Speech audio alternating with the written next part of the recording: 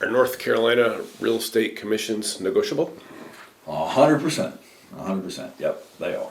And so there's, it's certainly in the media a lot lately. It's Burnett versus NAR. It was a federal district case out in Missouri, and a lot's been talked about there. Whether or not it's unfair trade practices. The crux of the argument there is because the seller has a listing agreement with the broker. Okay, that's a contract between seller and the listing broker, and then the listing broker has an agreement with their local MLS that the seller isn't a party to. It's an extension of that obligation. So you're like de facto obligating the seller to pay a buyer's agent a certain commission. So the listing broker says, I'm a part of MLS. They advertise it and they're saying, this is what we're going to pay out. The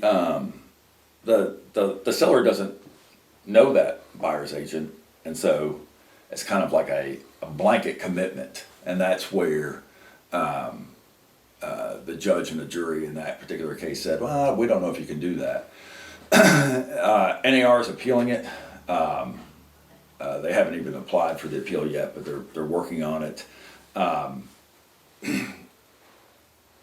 is going to come at it like buyer's agency is a good thing, and overall, when people are represented and informed, they do better in the market.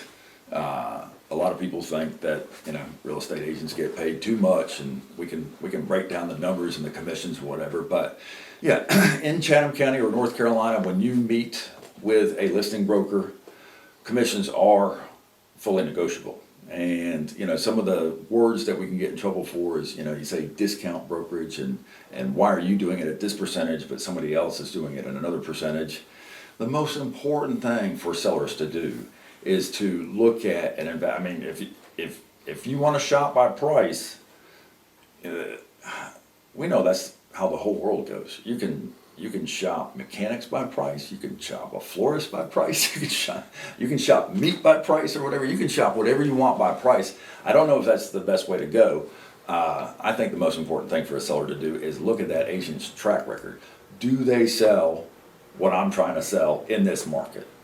And how have they done compared to other agents? So if you interview your agent and that agent is consistently in the top 10% or 20% of price per acre or price per square foot, if they're getting their clients top dollar, if they actually, I pride myself in the fact that I strongly believe that in negotiations and in my pricing and in my seller representation, I believe that I pay for myself. I believe that if you were to do this on your own or hire another agent, at the end of the day, you would walk away with less money than if you hired me.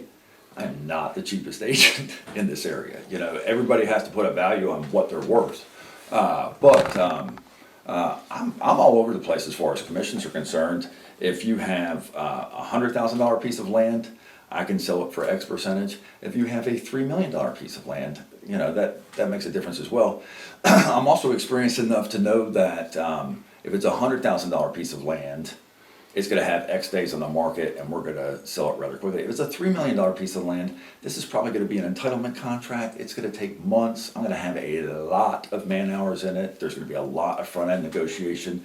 And so even though you would think I would reduce my fee quite a bit because it's $3 million, I also know how much work is involved. So commissions are negotiable, but this is the age of information. Sellers should look into who they're interviewing and what their track record is.